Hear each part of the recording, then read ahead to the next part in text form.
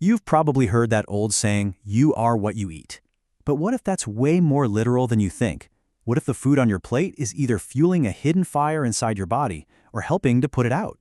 Today, we're diving into the science of fighting inflammation with what you eat, all based on some really eye-opening insights from Harvard Health.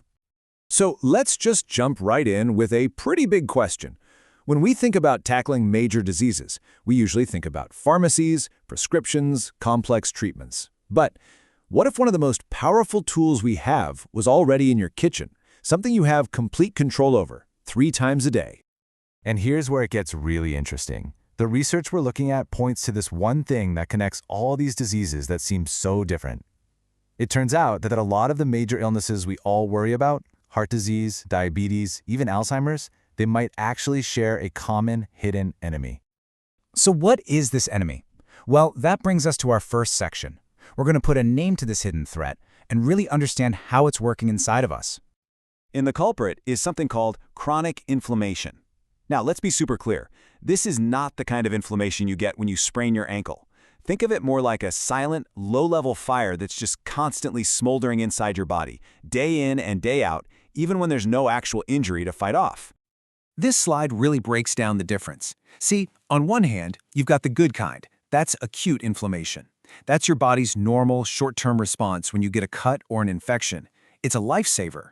But on the other side, you've got the problem, chronic inflammation.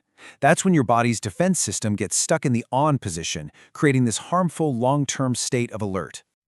Which leads to a really important question.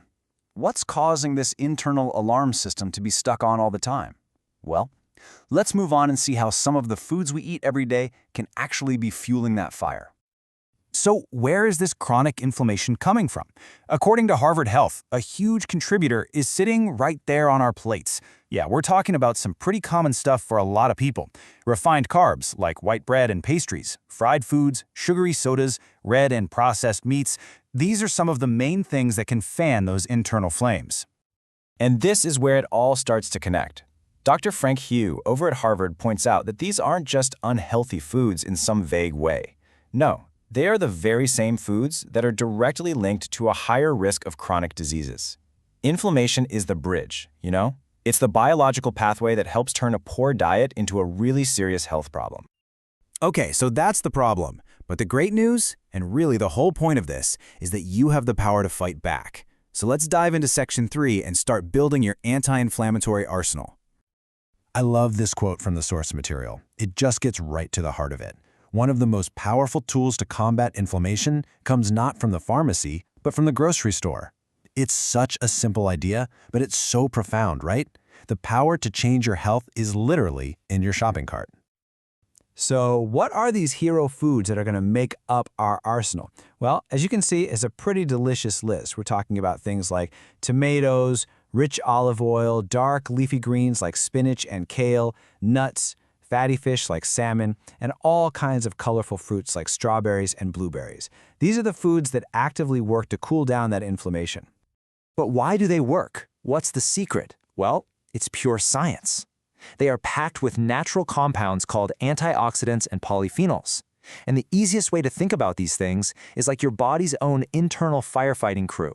They literally seek out the inflammation and help to extinguish it at the source. Pretty cool, huh?